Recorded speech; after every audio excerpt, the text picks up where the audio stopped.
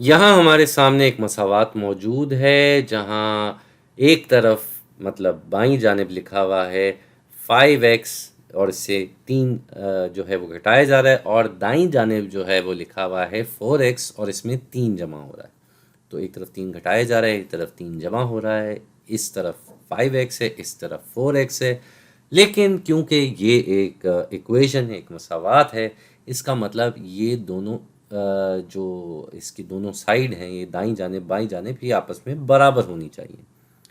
इसके साथ साथ हम देखते हैं यहाँ हमें x की 3 अलग मिकदार दी हुई हैं।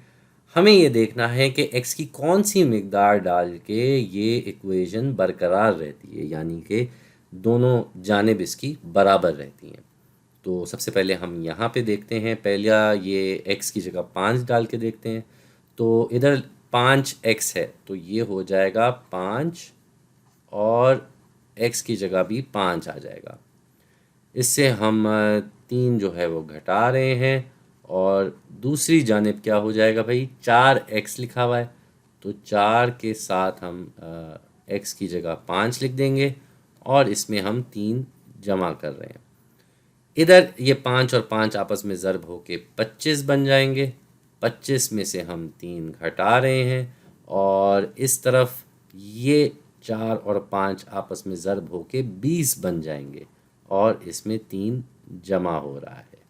तो यहाँ 25 से 3 घटाया जाएगा तो जवाब आ जाएगा 22, और यहाँ 20 से 3 जमा किया जाएगा तो ये हो जाएगा 23। ये तो बराबर नहीं हुए, ये तो बराबर नहीं हुए। यहाँ 22 है, यहाँ 23 है, भले आसपास हों लेकिन बराबर नहीं है, तो ये नहीं हो सकता।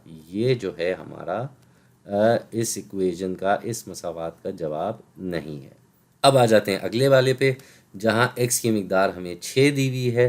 तो इसको हम डालते हैं पहले 5x यानी कि 5 और कोसाइन में हम 6 लिख देंगे, और इससे हम 3 घटा रहे हैं। ये किसके बराबर है भाई, ये 4x के बराबर है। तो 4 और फिर x की जगह 6 जमा 3, 4x प्लस 3 के बराबर था ये, और हमने x की जगह 6 की मिकदार डाल दी। अब देखते हैं भाई, 5 और 6 आपस में ज़र्ब होके 30 बनते हैं, 30 से हम 3 घटाएंगे।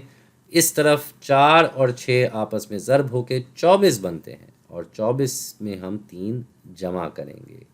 तो यहाँ 30 से 3 घटाया तो हमारा जवाब आ गया 27, और यहाँ 24 में 3 जमा किया तो भी हमारा जवाब आया 27। ये बिल्कुल एक दूसरे के बराबर आ रहे हैं। इसका मतलब क्या हुआ भाई, कि ये x में जो 6 की मिकदार डाली है ये सही मिकदार है। ये वो मिकदार है जिसके ज़रिए, जिसके तहत ये मसावात बराबर रहती है, मतलब बरकरार रहती है।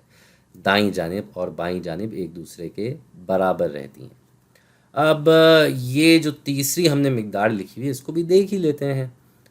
तो अब हम फिर से 5 x है, तो x की जगह हम 7 लिख देंगे, और इससे हम घटाएंगे 3, और दूसरी तरफ हमारे पास 4x है, तो 4 और फिर x की जगह हम 7 फिर से लिख देंगे, और इसमें अब 3 जमा कर रहे हैं।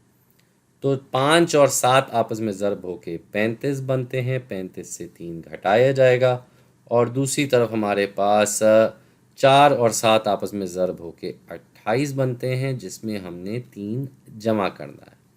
35 से 3 घटाएंगे तो जवाब आ जाएगा 32, और दूसरी तरफ 28 में 3 जमा करेंगे तो हमारा जवाब आ जाएगा 31। ये भी एक ही नंबर दूर हैं एक दूसरे से, लेकिन बराबर नहीं है, तो ये भी हमारा जवाब नहीं होगा।